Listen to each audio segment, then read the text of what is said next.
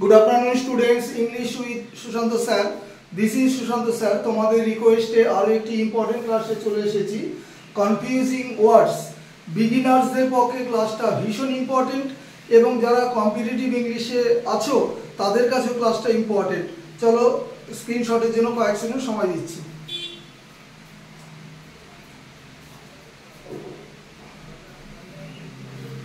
চলো ক্লাস শুরু করি।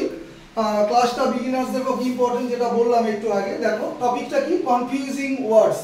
ইংরেজিতে এমন অনেক শব্দ আছে যেগুলো সেন্টেন্সে আমাদের খুব সমস্যায় ফেলে, অর্থাৎ কোনটা নাউন, কোনটা ভার্ব, কোনটা অ্যাডজেক্টিভ, ভীষণ সমস্যায় পড়ি আমরা। তো তোমাদের রিকোয়েস্টে ক্লাসটা দিচ্ছি। Advice versus advise number 1। Number 2 breath versus breathe. এই উচ্চারণটা কিন্তু ব্রিথ নয়, ব্রেথ ভার্সেস ব্রিথ, এটা কিন্তু ব্রিথ, ঠিক আছে। Number 3 pride versus pride. চলো নাম্বার 1 আছে কি, অ্যাডভাইস ভার্সেস অ্যাডভাইস। উচ্চারণ একটু আলাদা আছে। দেখো যেটা সিই দিয়ে আছে সেটা হচ্ছে নাউন ফর্মে, তাহলে নাউন ফর্মে আছে এটা, তাহলে আমি কি করে বুঝবো? প্রথমে কি বসে? সাবজেক্ট বসে, নাউন প্রোনাউন যে কোনো একটা হতে পারে। তারপরে কি বসবে? ভার্ব। তাহলে দেখো mister Bose subject, gave verb, তাহলে mister Bose gave me advice.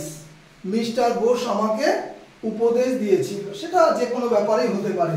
Subject mister Bose, গেভটা ভার্ব হয়েছে, মিটা অবজেক্ট হয়েছে, আর এখানে অ্যাডভাইসটা তোমার কি কমপ্লিমেন্ট হয়েছে, ঠিক আছে। অর্থাৎ তুমি মি পর্যন্ত যদি লিখতে বাক্যটা মিনিং হতো না, যে অ্যাডভাইস দিলে বাক্যটা মিনিংফুল হলো। তাহলে এখানে অ্যাডভাইসটা কি হিসাবে বসেছে? নাউন হিসাবে, ভার্বের পরের পার্টে বসেছে, ঠিক আছে। এবার দেখো অ্যাডভাইস, প্রত্যেকেই এর সঙ্গে বেশি আমরা পরিচিত। উপদেশ দেওয়া সবাই মানে জানি, তাহলে যখন ভার্ব হিসাবে বসবে যে সেটা এস দিয়ে হবে, এস ই, সেটা অবভিয়াসলি সাবজেক্টের পরে বসবে। তাহলে mister Bose advised me, mister Bose আমাকে উপদেশ দিয়েছিল, ঠিক আছে। দেখো এখানে ফার্স্ট ফর্মে করেছি সেই জন্য অ্যাডভাইসড হলো। নেক্সট তাহলে দেখো এটা নাম্বার 1 হলো। এবার নাম্বার 2 দেখো ডান দিকে কি বললাম উচ্চারণটা, ব্রেথ, বাংলা মানে শ্বাস প্রশ্বাস, আর ভার্সেস ব্রিথ, এটার বাংলা মানে শ্বাস প্রশ্বাস নেওয়া, ঠিক আছে।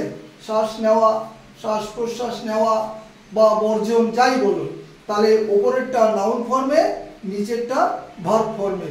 আরো একবার বলে দিই উচ্চারণটা, ব্রেথ, আর এটা হচ্ছে ব্রিথ। চলো BREATH, ব্রেথ কোন ফর্মে? নাউন ফর্মে, বাংলা মানে শ্বাস প্রশ্বাস। তাহলে নাউন ফর্মে যেহেতু আছে এটা ভার্বের পরে বসবে। ডান দিকে দেখো I took, I subject, took verb, তাহলে I took a deep breath, আমি গভীর শ্বাস প্রশ্বাস নিয়েছিলাম, ঠিক আছে। এবার দেখো যেটা ব্রিথ, দ উচ্চারণ, ব্রিথ এটা ভার্ব ফর্মে। We can't breathe under water, জলের নিচে আমরা শ্বাস প্রশ্বাস নিতে পারি না, ঠিক আছে। নাম্বার 3 দেখো প্রাইড ভার্সেস প্রাইড, একই স্পেলিং, ওখানে নয় দুটোতে স্পেলিং আলাদা ছিল, এখানে একই স্পেলিং। কোনটা নাউন ফর্মে, কোনটা ভার্ব ফর্মে, বুঝে নাও।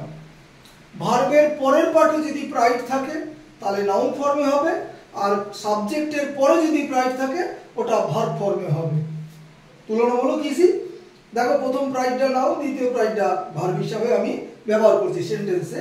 দ্য বয় টেক্স, সাবজেক্ট হয়েছে দ্য বয়, টেক্স হয়েছে ভার্ব। প্রেজেন্ট টেন্সে লিখেছি সিম্পল প্রেজেন্টে, তাহলে দ্য বয় টেক্স প্রাইড, তাহলে এখানে প্রাইডটা অবভিয়াসলি নাউন, কারণ আমার ভার্বের পরের পার্টে আছে। ইন মিউজিক, মিউজিকে গর্ববোধ করে, এরকম। দ্বিতীয়টা দেখো দ্য বয় সাবজেক্ট হয়েছে, প্রাইড এখানে এস হয়েছে থার্ড পারসন সিঙ্গুলার নাম্বারের জন্য, তাহলে দ্য বয় প্রাইডস, সাবজেক্টের পর কি বসে? ভার্ব বসে, তাহলে দ্য বয় প্রাইডস অন মিউজিক। একটু মুখস্থ করবে, প্রাইড যখন নাউন হিসাবে বসবে, হ্যাঁ, তখন তার ডান দিকে প্রেপোজিশনটা ইন হবে। এবার বলবে নাউন হিসাবে যে বসেছে আমি কি করে বুঝবো? ভার্বের পরে আছে, ভার্বের ডান দিকে আছে। আর প্রাইডস যখন ভার্ব হিসাবে বলবে। কি করে বুঝবো? সাবজেক্টের পর, তখন তার সাথে নেবে on appropriate preposition. Are proud যদি হয়, প্রাউডের সাথে কি হয়? অফ হয়। প্রাউড হচ্ছে অ্যাডজেক্টিভ ফর্ম, এটা এখানে ইচ্ছা করে আমি লিখলাম না, মুখে বলে দিলাম। এইবার তোমাদের জন্য প্রতিটা ক্লাসে এখন চেষ্টা করি হোমওয়ার্ক দেওয়ার, ও 2-5 জনে আনসার আনসার প্রত্যেকে পাঠাবে, সাবস্ক্রাইবার তো অনেক হলো তাই না, আনসার তোমরা পাঠাবে। দেখো কি বলেছে, সেন্ড করবে আনসার, অবশ্যই ভুল হতেই পারে আনসার। হোমওয়ার্ক কি? He walked dash the river at in to by. অনেক ক্যান্ডিডেট আছে যারা আমার কাছে অফলাইন বা অনলাইনে পড়ে, ভয়ে আনসার সেন্ড করে না, ঠিক আছে? আরে আনসার তো সেন্ড করবে, 2-1 জনে যেমন ভুল হবে, ম্যাক্সিমাম ঠিকও তো হবে, তাই না? চলো ক্লাস শেষ করছি। Have a good day.